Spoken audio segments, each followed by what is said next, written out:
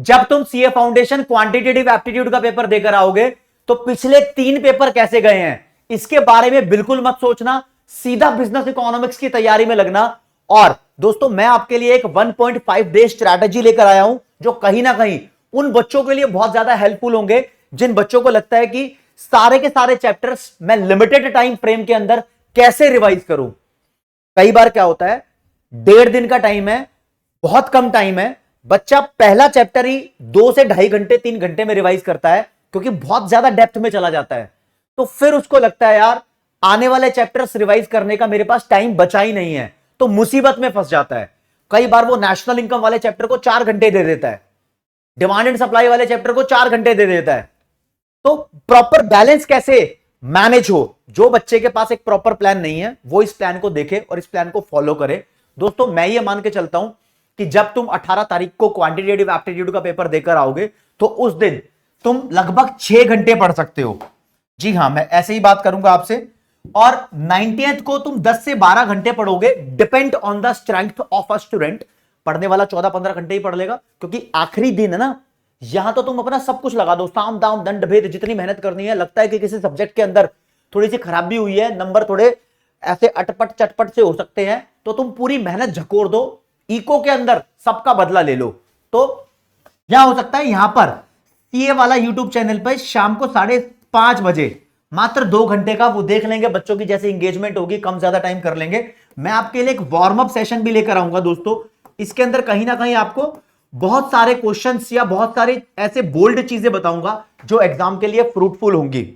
पूरा session attend करना आपके लिए बहुत ज्यादा फायदेमंद हो सकता है।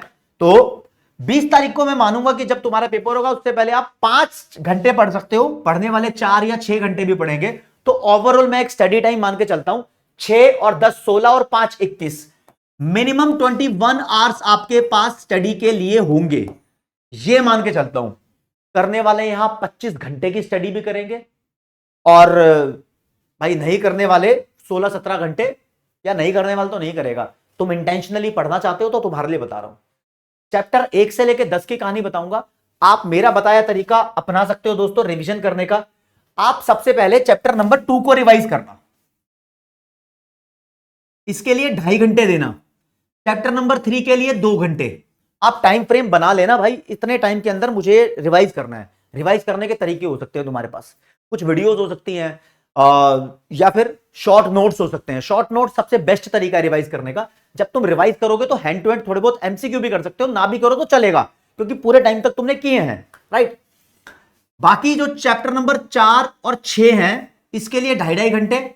चैप्टर नंबर 10 बीच में कर लेना, इंडियन इकोनॉमिक वाला चैप्टर है, थ्योरेटिकल चैप्टर है, कहीं ना कहीं बीच में फंसाना इसको, तो ये 2 घंटे लेगा। और 9 8 7 इस सीक्वेंस में करना। पहले इंटरनेशनल ट्रेड 5 यूनिट है, फिर मनी मार्केट, फिर पब्लिक फाइनेंस थोड़ा लंबा हो जाता है सबकी वेटेज बराबर, तो पब्लिक फाइनेंस में कंटेंट ज्यादा है, तो इसलिए इसको इस नंबर पे रखना।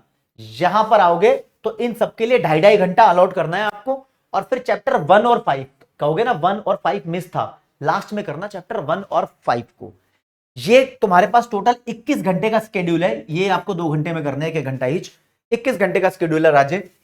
अगर आप 22 घंटे पढ़ पाओ भाई, 21 घंटे में 2 घंटे मेरा सेशन भी तो अटेंड करोगे, राइट, 23 घंटे हो गए। लेकिन स्टडी टाइम अगर आपका 22 घंटे हो पाए तो आप क्या कर सकते हो।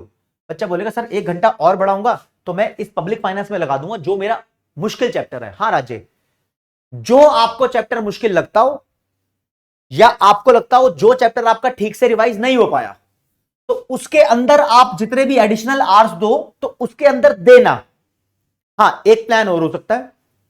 कई बार क्या होता है, उस बच्चे के लिए बता रहा हूं जिसका एग्जाम का सेंटर घर से बहुत दूर है, उसको कैब से या फिर किसी दूसरे ट्रांसपोर्टेशन सोर्स से वहां तक जाना पड़ता है, 2 ढाई 3 घंटे लग जाते हैं।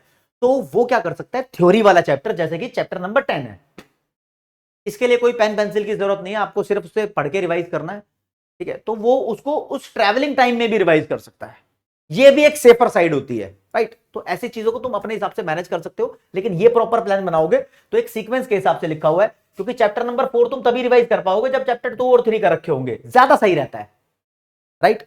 तो ये एक तरीका है, इसको फॉलो कर लेना। मेरी तरफ से ऑल द वेरी बेस्ट और बढ़िया नंबर से पास होना। Thank you so much guys. जय हिंद, जय भारत, नमस्कार, धन्यवाद।